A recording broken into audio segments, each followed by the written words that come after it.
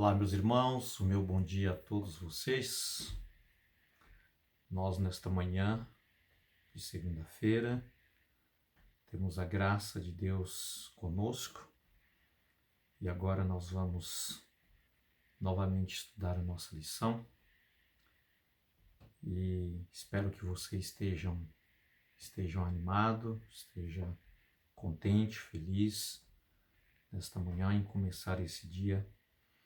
Em primeiro lugar, ouvindo a bendita e santa palavra de Deus. Tá?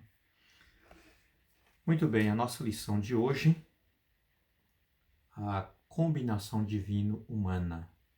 É uma lição muito importante que vem falando para nós, como cristãos, como nós conhecemos a Jesus, o nosso Salvador, nós temos aí essa unificação da divindade com a humanidade, ou seja, Deus é conosco, tá? Na pessoa de Jesus Cristo, Emmanuel, Deus conosco. Então, Cristo Jesus, queridos, ele representa Deus, o Pai Celestial, diante de cada um de nós. Tá? E aqui nós temos esta certeza dada pela palavra de Deus de que nós não vivemos sozinhos. Nós temos aí essa combinação divino-humana. Tá? Jesus disse assim lá em João capítulo 15, sem mim nada podeis fazer. Então, queridos, nós como cristãos temos a alegria de podermos ter Jesus conosco. Tá? Jesus vive conosco. Então, tudo que nós fazemos, nós temos a ajuda de Deus.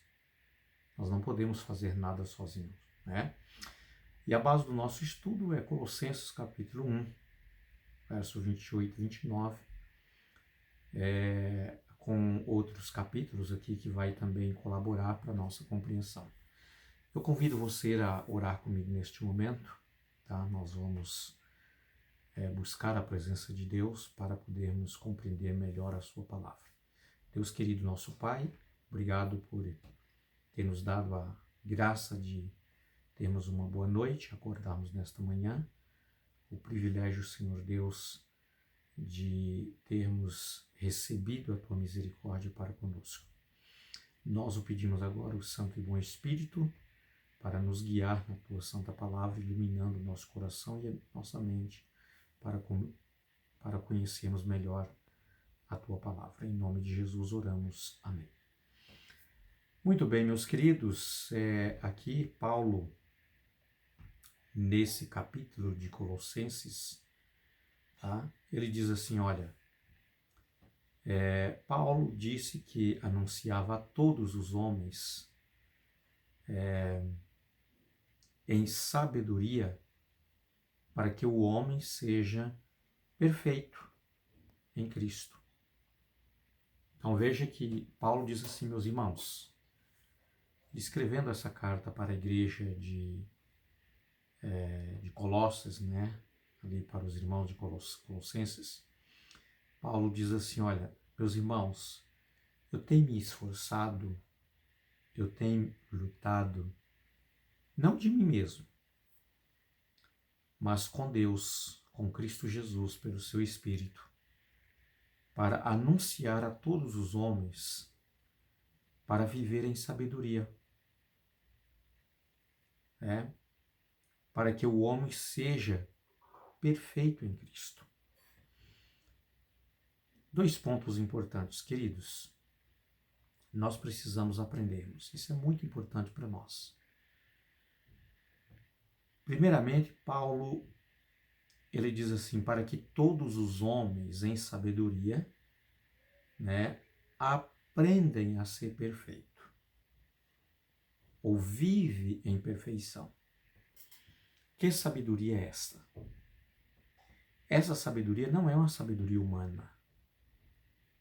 Essa sabedoria é uma sabedoria espiritual, uma sabedoria divina, tá?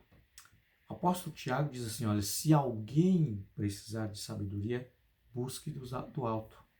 Então, queridos, esta sabedoria de escolher, de aceitar o sacrifício de Cristo Jesus, é uma sabedoria divina. É uma sabedoria que não está em mim e não está em você. É uma sabedoria que é adquirida. Nós precisamos adquirir esta sabedoria. Esta sabedoria vem de Cristo Jesus. Tá? Jesus, ele olha para mim, ele olha para você e ele nos separa, nos escolhe, nos chama, tá? E quando nós o aceitamos, queridos, ele enche o nosso coração de sabedoria. Uma sabedoria de aprendermos de Deus, de aprender da palavra de Deus, de fazermos boas escolhas, tá? Planejamento para a nossa vida espiritual, ter uma vida de oração, uma vida de consagração, uma vida de estudo da palavra de Deus, uma vida de testemunho do amor de Deus. Era assim que Paulo estava vivendo. Tá? Paulo disse, não é de mim, mas é porque Cristo Jesus, ele faz isto em mim. É por isso que eu me esforço, porque eu conheço Jesus e eu quero que todos os homens sejam perfeitos em Cristo. Agora, outra coisa importante aqui, queridos, que perfeição é esta? Nós podemos ser perfeitos? Não. Nós somos pecadores. Mas é pela perfeição de Cristo Jesus, é pela sua justiça imputada sobre nós que você se torna, eu se torno um perfeito. Jesus olha para você e diz, esse meu filho é perfeito, essa minha filha é perfeita. Eu não consigo ver pecado nela, eu não consigo ver um pecado nele. Por quê? Porque, queridos, a justiça de Cristo foi imputada sobre você como o seu manto de justiça. Tá? Jesus, ele cobre você com o seu manto de justiça. E é por isso que ele encobre o pecado, a nossa pecaminosidade. Ele perdoa, nos salva, nos liberta e nos justifica através do seu manto de justiça. Interessante, né? Pois é, o processo, né, da nossa aceitação por arrependimento, né, e aceitando o sacrifício de Jesus, gera exatamente esse tipo de perfeição, que não é a minha perfeição, mas é a perfeição de Cristo que é imputada, que é emprestada para mim e para você. Pois é. Mas, queridos, Paulo está dizendo, eu me esforço para que todo homem de Deus seja perfeito em Cristo. Tá? Agora, queridos, uma coisa que nós precisamos aqui aprender como Paulo, principalmente no exemplo de Paulo, é que nós também precisamos, queridos, olhar com muito amor o nosso irmão, o nosso semelhante, tá? E ajudar estas pessoas a conhecer a Jesus, assim como Paulo fazia. Paulo diz assim, eu me esforço, eu me esmurro a mim mesmo, tá? Eu passo muitas vezes por necessidades porque eu quero me esforçar o quanto for necessário para levar esse conhecimento da perfeição de Cristo a quantos homens eu puder. Esse contexto de homem aqui, Paulo está falando a humanidade, todas as pessoas. E queridos, uma pergunta para mim e para você. O que nós estamos fazendo no plano de Cristo Jesus, na missão de Cristo Jesus, para redimir pessoas que vivem no pecado?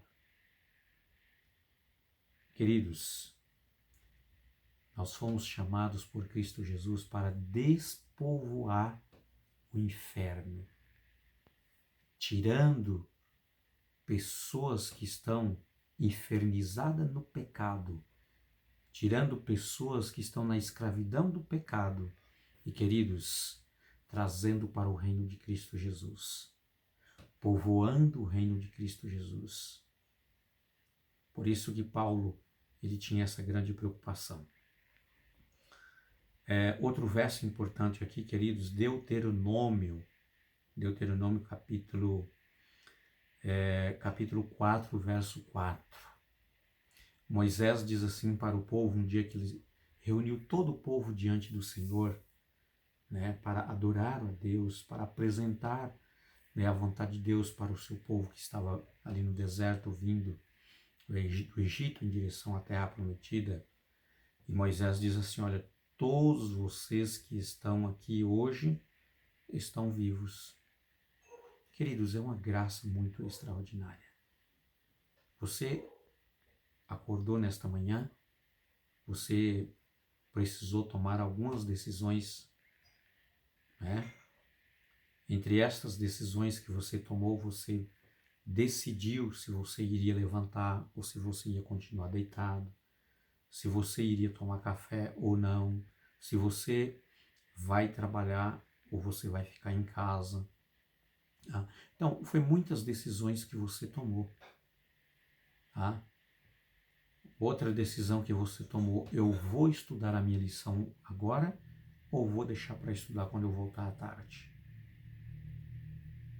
Entendeu? Então, Moisés queria apresentar para aqueles irmãos o quanto Deus é misericordioso conosco. Queridos, nós só levantamos pela manhã, só acordamos pela manhã, porque Jesus renova a sua misericórdia cada dia conosco. Ou seja, eu vou para a minha cama dormir,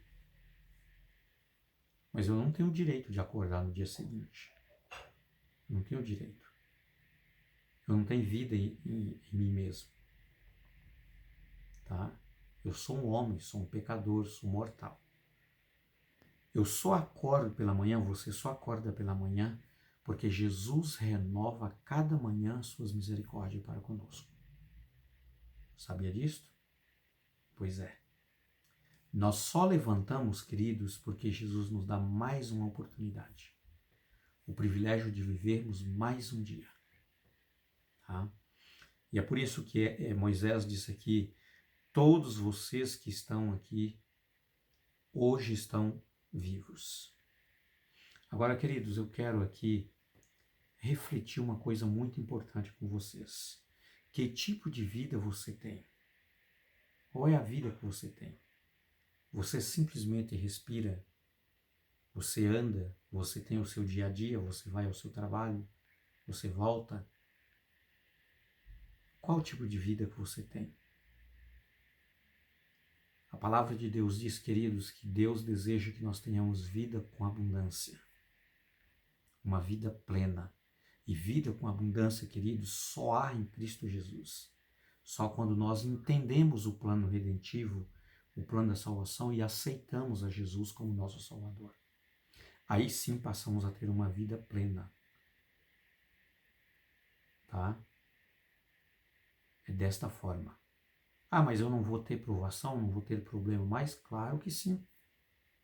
Mas Jesus está com você. E quando Jesus está conosco, aí, queridos, nós podemos dizer que temos vida com abundância. Porque Jesus, ele é o autor e a essência da vida. É a fonte da vida. É por isso que nós temos essa vida. Porque Jesus é a fonte da vida. Tá? Moisés estava dizendo, irmãos, vocês precisam agradecer a Deus, aprender a ser gratos. Quantas pessoas, quantos egípcios ficou para trás? O mar vermelho se fechou depois que vocês passaram em terra seca e levou todo aquele exército dos egípcios para o fundo, para as profundezas dos mares. Mas vocês estão aqui com vida, vocês estão salvos. Isso é graça, isto é misericórdia. Queridos, outra coisa importante, esforçai-vos para entrar pela porta estreita, pois muitos procurarão entrar e não poderão. Estas palavras foram ditas pelo próprio Jesus, né? E foi aqui reproduzida pelo apóstolo, pelo o escritor Lucas, o doutor Lucas. Tá? Jesus disse: entrai pela porta estreita, porque largo é o caminho, porque larga é a porta, porque largo é o caminho e espaçosa a porta que conduz à perdição. E Jesus disse: muitos o procurarão entrar pela porta estreita e não entrarão. Então, esforçai-vos, tá? É a ordem de Jesus. Esforçai. Queridos, a salvação é pela graça. É óbvio que sim. Nós somos salvos pela graça de Jesus. Nós não merecemos a salvação. Mas quando nós conhecemos e aceitamos a Jesus, queridos, nós precisamos esforçar no plano da salvação para permanecer firmes, sem vacilar, no conhecimento que nós temos a respeito do plano de Cristo Jesus para nós. Você e eu precisamos, essa citação de Jesus, esforçai por entrar pela porta estreita, queridos, é nos esforçarmos para permanecermos na salvação em Cristo Jesus, que nós o recebemos pela sua graça. Porta estreita, porque, queridos, viver uma vida de cristão, tá? É totalmente andar na contramão do mundo. É você se levantar contra o mundo, contra ideias, contra pessoas. Enquanto todos sigam o mesmo rumo, você anda diferente. Isso é porta estreita. Tá? Então, meus amados, esta lição é uma lição muito importante. Agora, eu não consigo, você não consegue de jeito nenhum viver sem essa combinação divina e humana. É só abrindo o nosso coração para Jesus fazer este milagre, é que nós possamos viver uma vida de acordo com a sua vontade. Tá? Queridos, como é que nós podemos viver esta vida de acordo com a vontade de Deus? Eu quero compartilhar com vocês 2 versos bíblicos. Um deles estão aqui no livro de Atos, no capítulo 2, no verso 38. Diz assim: Pedro respondeu: arrependa-se cada um de vocês, sejam batizados em nome de Jesus Cristo para a remissão dos seus pecados e vocês receberão o dom do Espírito Santo. Somente quando nós, queridos, temos o Espírito Santo, é que nós podemos viver esta vida de perfeição, como Paulo está dizendo. Tá? Não é que eu sou perfeito, mas é Cristo Jesus, que imputa a sua perfeição sobre mim. E agora eu tenho o poder do Espírito Santo, para viver uma vida de santidade. Santidade no andar, santidade no comer, santidade no vestir, santidade nos negócios, santidade no trabalho, santidade, querido, na minha casa, santidade no lazer, santidade viajando, santidade nas palavras. Então, queridos, é quando eu sou batizado em nome de Jesus Cristo, recebo o perdão dos meus pecados e recebo como gratuidade de Cristo Jesus, queridos, como demonstração da minha aceitação no reino de Cristo, Jesus me concede então o dom do Espírito. Ele concede para você o dom do Espírito. Então, o Espírito Santo é que vai te capacitar vivendo com você cada dia para você viver esta vida de perfeição. Você entendeu? Pois é. Agora eu quero ler outro verso com você e aí nós vamos finalizar então a nossa lição. Agora no livro de Gálatas, no capítulo 2, queridos, no versículo 20 diz assim: logo, já não sou eu quem vive, mas Cristo Jesus vive em mim. E esse viver agora que tenho na carne, vivo pela fé no Filho de Deus, que me amou e se entregou por mim. É por isso que Paulo está dizendo que ele esforçava para ajudar quantas pessoas ele pudesse a encontrar com Jesus, porque ele conhecia Jesus e ele sabia que só Jesus poderia nos salvar. E Paulo disse assim, olha, essa vida que eu tenho na carne, ele diz assim, olha, eu não vivo para mim mais. Eu não vivo para satisfazer os desejos da minha carne, mas é Cristo que vive em mim. Queridos, Cristo precisa viver em mim. Cristo precisa viver em você. E desta forma, queridos, somente desta maneira é que nós podemos, então, apresentar Cristo Jesus para outras pessoas. Se você foi chamado para este plano, para este projeto de Cristo, esta missão de redenção.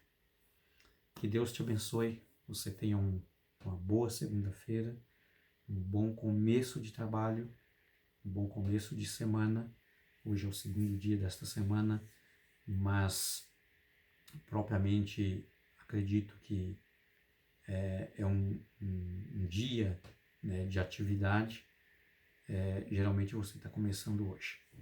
Então que Deus te abençoe de uma forma toda especial, abençoe você, a sua casa, sua família, o seu trabalho, os seus negócios, tá? Que Ele possa colocar a sua mão na sua vida. Fique com Deus, até logo. Nós estaremos voltando logo mais, se Deus quiser, amanhã de manhã para estudar a nossa lição. Amém?